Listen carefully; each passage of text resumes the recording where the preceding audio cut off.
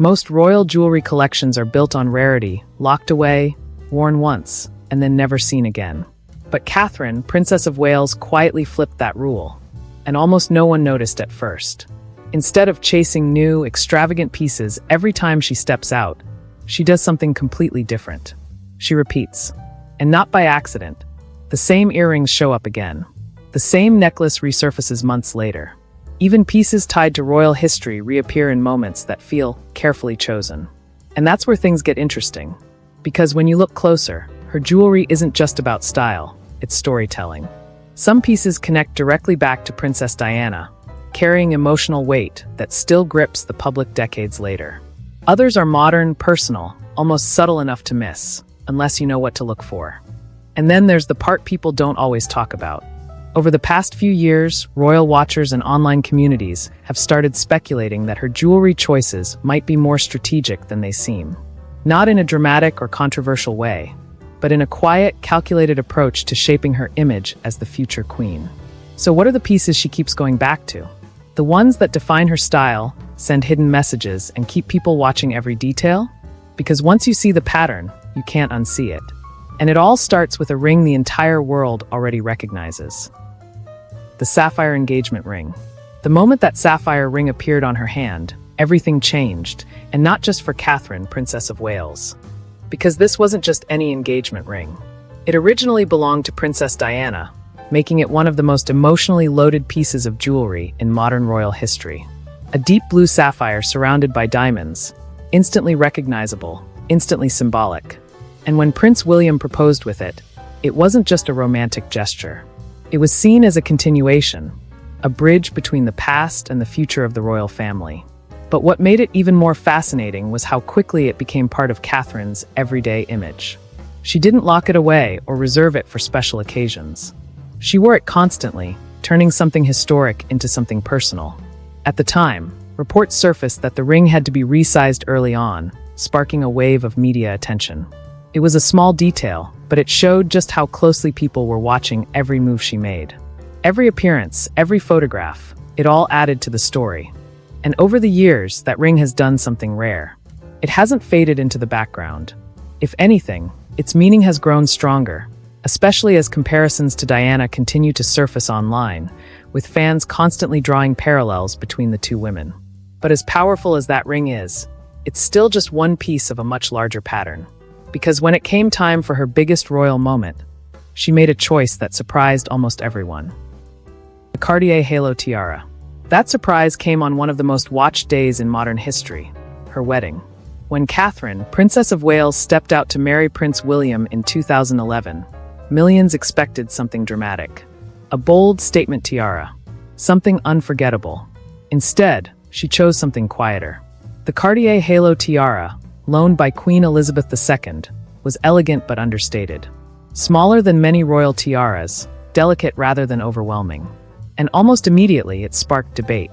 Some royal watchers praised the choice, calling it refined and modern. Others were surprised it wasn't more extravagant, especially for an event of that scale. But in hindsight, that decision revealed something important about her style. She wasn't trying to overpower the moment. She was controlling it. And what's even more interesting is what happened after. Unlike other royal women who frequently appear in tiaras, Catherine has worn them very sparingly. That wedding moment remains one of the few times she's worn the Cartier halo, making it feel even more iconic. There's also an underlying layer to this choice. The tiara itself has its own royal history, passed down through generations. By wearing it, she wasn't just making a fashion decision. She was stepping into a legacy, but on her own terms.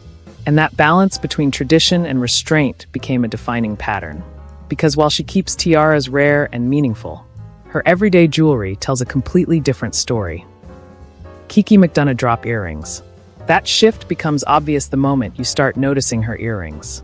Because while tiaras are reserved for major royal events, Catherine, Princess of Wales, has built an entirely different kind of signature with her go-to-drop earrings, especially those from Kiki McDonough. At first glance, they might not seem extraordinary.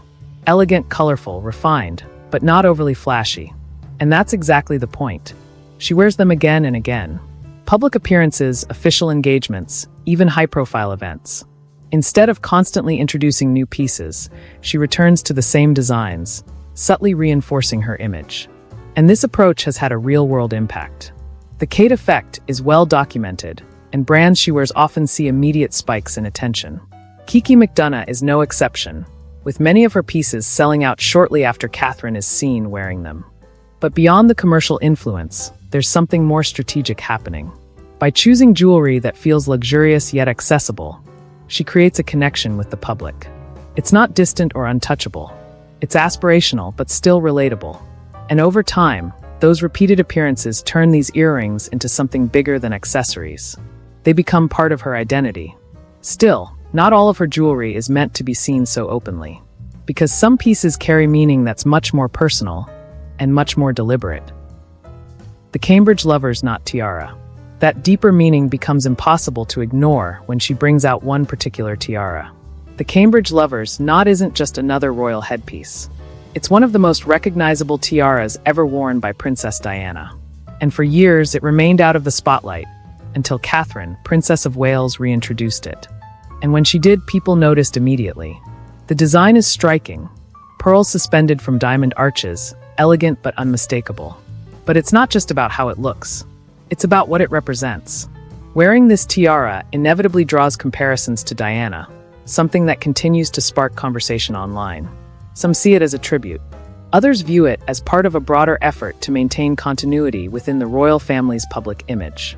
There's also a lesser-known detail that adds to its intrigue. Reports over the years have suggested that the tiara is quite heavy and uncomfortable to wear, something Diana herself reportedly struggled with. Yet Catherine continues to choose it for major diplomatic events. That decision says a lot. It shows a willingness to embrace tradition, even when it comes with challenges. And it reinforces her role as someone stepping into a position shaped by history, expectations, and constant public scrutiny.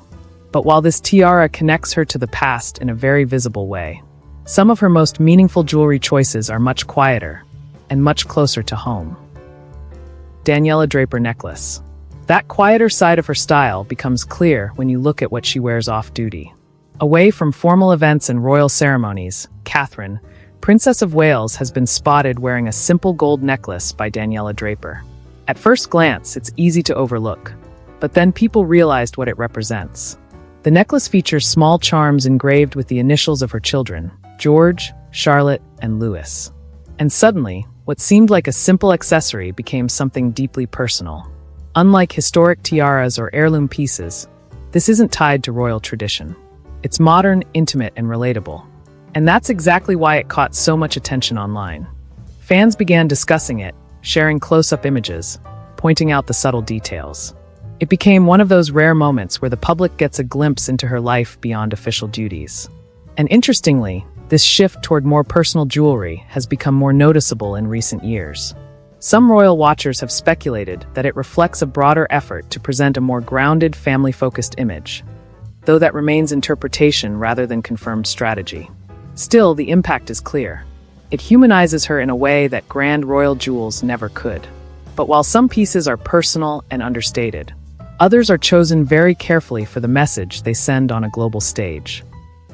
Bahrain pearl drop earrings. And that brings us to one of the most quietly powerful pieces in her collection. The Bahrain pearl drop earrings might not generate the same headlines as a tiara or engagement ring, but they carry a different kind of significance, one rooted in history and diplomacy. These earrings are believed to originate from pearls gifted to the royal family decades ago, long before Catherine, Princess of Wales, became part of it. And over time, they've become associated with formal, high-stakes occasions. When she wears them, it's rarely random. They often appear during state events, diplomatic receptions, or moments where symbolism matters. In royal tradition, pearls are linked to elegance, continuity, and even mourning, so their presence can subtly shape how an appearance is perceived. And this is where things get especially interesting, because unlike more obvious statement pieces, these earrings operate almost under the radar. Casual viewers might not notice them at all, but those who follow royal fashion closely understand the message. It's controlled, intentional, quietly powerful, and in a way, that perfectly sums up her entire approach to jewelry. Nothing feels accidental. Every piece, whether bold or understated, contributes to a larger narrative, one that blends tradition, personal identity, and carefully managed public perception. And once you start connecting those dots, her jewelry stops being just fashion and starts looking a lot more like strategy.